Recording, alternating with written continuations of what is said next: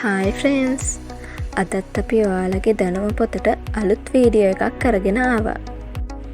අපි මේ වීඩියෝ එකෙන් ඔයාලට ගෙනාවේ ඔයාලා මොකක් හරි අසනීපයක් වුණාම ඒ අසනීප තත්ත්වය හොයාගන්න කරන වෛද්‍ය පරීක්ෂණ කිහිපයක් ගැන. ඔයාලා තාම අපේ YouTube channel එක subscribe කරලා නැත්නම් දැන්ම subscribe කරන්න.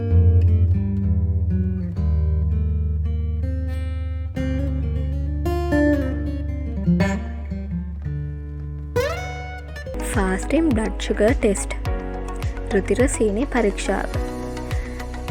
නිතර තොලකට වියලීම, අධික පිපාසය සහ නිතර මුත්‍රා කිරීමට අවශ්‍ය වීම වැනි රෝග ලක්ෂණ ඇති විට මෙම පරීක්ෂාව වෛද්‍යවරු විසින් නිර්දේශ කරනවා. පැය 6කට වැඩි කාලයක් නිරාහාරව සිට තමයි මේ පරීක්ෂාව සිද්ධ කරන්න වෙන්නේ. මෙහිදී රුධිර සීනි මට්ටම මැනීම සිදු කරනවා. නිරෝගී පුද්ගලයෙකුගේ රුධිර සීනි මට්ටම රුධිරය ඩෙසිලීටරයකට මිලිග්‍රෑම් 60-100ත් අතර තියෙන්න ඕනේ. මෙය 100-120ත් අතර නම් සීනි අවශෝෂණයේ යම් දුර්වලතාවයක් ලෙසද 120ට වැඩි නම් දියවැඩියා තත්ත්වයක් ලෙසද නිගමනය කරනවා. ලිපිඩ් ප්‍රොෆයිල් ටෙස්ට් රුධිර මේද විශ්ලේෂණය. නිතර හිසේ කැරකවිල්ල, ක්ලාන්ත ස්වභාවය වැනි තත්ත්වයකදී රුධිර පීඩනය වැඩි නම් වෛද්‍යවරු විසින් මෙම පරීක්ෂාව නිර්දේශ කරනවා. පැය 12-14ක් නිරාහාරව සිට තමයි මේ පරීක්ෂාව කරන්න වෙන්නේ. කිරීටක දමනි රෝගය ඇතිවීමට ඉඩකඩක් ඇද්දැයි නිගමනය කිරීම සඳහා තමයි රුධිරයේ මේද සංඝටක විශ්ලේෂණය, එනම් මුළු cholesterol, HDL cholesterol, LDL cholesterol සහ ට්‍රයිග්ලිසරයිඩ් අනුපාත නිරීක්ෂණය මෙහිදී සිද්ධ වෙනවා. බ්ලඩ් ප්‍රෙෂර් ටෙස්ට් රුධිර පීඩනය මැනීම. ක්ලාන්තය, දැඩි වෙහෙස, සෙම් රෝග, හුස්ම ගැනීමේ අපහසුතාව වැනි තත්ත්වයන් වලදී වෛද්‍යවරු විසින් මෙම පරීක්ෂාව නිර්දේශ කරනවා. මෙම පරීක්ෂණය සඳහා පෙර සූදානමක් අවශ්‍ය වන්නේ නැත. අඩු රුධිර පීඩනය හා වැඩි රුධිර පීඩනය තත්ත්වයන් හඳුනා ගැනීම මෙහිදී සිද්ධ වෙනවා. යූරින් කල්චර් ටෙස්ට් මුත්‍ර පටක වර්ධක පරීක්ෂාව. යටිබඩ වේදනාව, මුත්‍ර දැවිල්ල, නිතර මුත්‍රබර හා තද උණ ගතියක් ඇති විට වෛද්‍යවරු විසින් මෙම පරීක්ෂණය නිර්දේශ කරනවා. ඇතැම් විට පෙර සූදානමක් අවශ්‍ය වුවද බොහෝ විට පෙර සූදානමක් අවශ්‍ය නොවේ. මුත්‍ර ආසාදනයක් ඇද්දැයි තහවුරු කිරීම සඳහා මෙම පරීක්ෂාව සිදු කරනවා. ECG test විද්‍යුත් තන්තු රේඛන පරීක්ෂාව. පපුවේ මහන්සිය, පපුවේ කැක්කුම, හුස්ම ගැනීමේ අපහසුතා ඇති විට වෛද්‍යවරුන් මේ පරීක්ෂණය නිර්දේශ කරනවා. මේ සඳහා පෙර සූදානමක් අවශ්‍ය වන්නේ නැහැ. පපුවේ දෑත් සහ දකුණු පාදයේ සවි කරන ඉලෙක්ට්‍රෝඩ 9ක් මගින් හෘදයේ විද්‍යුත් ධාරාව මැනීම තුළින් හෘදයේ අසාමාන්‍ය ක්‍රියාකාරීත්වයක් ඇද්දැයි පරීක්ෂා කරනවා. යූරින් ෆුල් රිපෝට් ටෙස්ට් මුත්‍ර පරීක්ෂණය. මුත්‍ර දැවිල්ල, පැහැය වෙනස්වීම වැනි අවස්ථාවලදී වෛද්‍යවරු විසින් මෙම පරීක්ෂණය නිර්දේශ කරනවා. ඇතැම් විට පෙර සූදානමක් අවශ්‍ය වෙන්නේ නැහැ.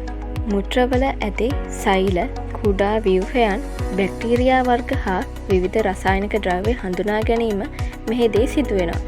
S-ray S කිරණ පරීක්ෂාව.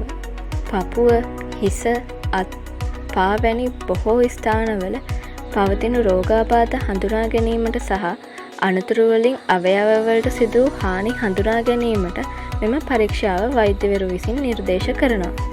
මේ සඳහා පෙර සූදානමක් අවශ්‍ය වන්නේ නැහැ. බාහිරව නොපෙනෙන බිඳීම්, පිළිකා, ගෙඩි, තැලීම් වැනි දෑ හඳුනා ගැනීම මෙමගින් සිදුවෙනවා. අල්ට්‍රාසවුන්ඩ් ස්කෑන් ඔෆ් ඇබ්ඩොමින් උදරයේ අතිධ්වනි පරීක්ෂාව. උදරයේ ඇති බොහෝ අවයවවල අභ්‍යන්තර විහෝර පරීක්ෂාව කිරීමට වෛද්‍යවරු විසින් මෙම පරීක්ෂාව නිර්දේශ කරනවා. මෙම පරීක්ෂාව සඳහා පෙර සූදානමක් අවශ්‍ය වෙන්නේ නැහැ.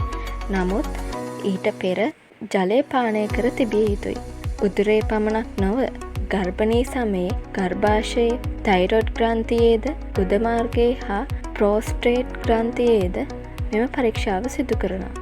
බෝන් මැරෝ බයොප්සි ටෙස්ට් ඇට මිදුළු පටක පරීක්ෂාව.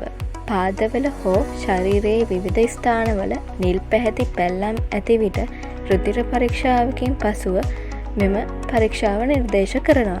පැය 6ක් නිරාහාරව සිට මෙම පරීක්ෂාවට සූදානම් විය යුතුයි. අස්ථි මධ්‍යයේ ඇති ඇට මිදුළු පටකයන් කොටසක් මෙහිදී පරීක්ෂාවට ලක් කෙරෙනවා. නීරක්තිය, ලියුකේමියා, ලිම්ෆෝමා හා රුධිර පට්ටිකාවල අසාමාන්‍යතා මෙන්ම විවිධ ආසාදන මෙමගින් හඳුනා ගන්නවා. MRI test of brain මොලේ MRI පරීක්ෂාව. වලිප්පු ගතිය, අධික නිද්‍රාශීලී ගතිය වැනි අවස්ථාවලදී වෛද්‍යවරු විසින් මෙම පරීක්ෂාව නිර්දේශ කරනවා. මේ සඳහා පැය 6ක් නිරාහාරව සිටිය යුතුයි. මොලේ ව්‍යුහය පරීක්ෂා කරන සාර්ථක ක්‍රමයක් තමයි මේක. මොලේ විවිධ කොටස්වල අනුමස්තිෂ්කයේ හා සුසුම්නාවේ ව්‍යුහය පිළිබඳ අවබෝධයක් ලබා ගැනීම මෙමගින් සිද්ධ වෙනවා. මොලේ පිළිකා, අසාමාන්‍ය පටක වර්ධන හා අභ්‍යන්තර රුධිර වාහනයන් පහසුවෙන් හඳුනා ගන්න පුළුවන්. කොඳු වැට පෙළෙහිද MRI පරීක්ෂාවක් සිදු කරන අවස්ථාවන් තියෙනවා. අප එන්ඩෝස්කොපි ටෙස්ට් ඉහළ ආහාර මාර්ගයේ එන්ඩෝස්කොපි පරීක්ෂාව. අධික බඩේ කැක්කුම වැනි රෝගාවස්ථාවලදී වෛද්‍යවරු විසින් මෙම පරීක්ෂාව නිර්දේශ කරනවා. මෙහිදී මුඛය හරහා එන්ඩෝස්කොපි නම් නම්‍යශීලී උපකරණය ආමාශය දක්වා යවමින් මුඛයේ සිට ආමාශය දක්වා පරීක්ෂාව සිද්ධ කෙරෙනවා. මේ සඳහා පැය 6කට වඩා නිරාහාරව සිටිය යුතු අතර උගුර හිරිවට්ටවල තමයි මේ උපකරණය ඇතුල් කරන්නේ. ආහාර මාර්ගයේ ව්‍යුහාත්මක වෙනසක් දුටු විට එම කොටස් එන්ඩෝස්කොප් අඬු මගින් රැගෙන පරීක්ෂා කර පිළිකා, තුවාල හා ආසාදන හඳුනා ගන්නවා. ඇතැම් විටදී එමගින්ම ප්‍රතිකාරද සිදු කරනවා. ෆුල් බ්ලඩ් කවුන්ට් ටෙස්ට් රුධිරාණු වාර්තාව.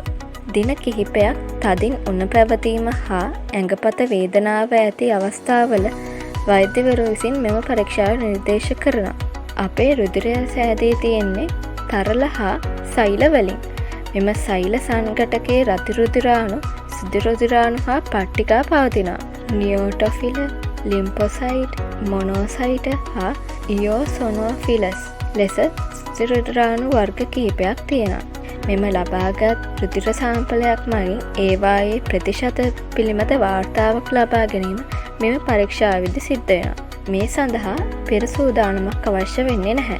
අපි හිතනවා ඔයාලා මේ වීඩියෝ එකෙන් අලුත් දෙයක් ඉගෙන ගන්න ඇති කියලා. මේ වීඩියෝ එක හොඳයි නම් ලයික් කරන්න, කමෙන්ට් කරන්න, ඒ වගේම ඔයාලගේ යාළුවන්ටත් ෂෙයා කරන්න.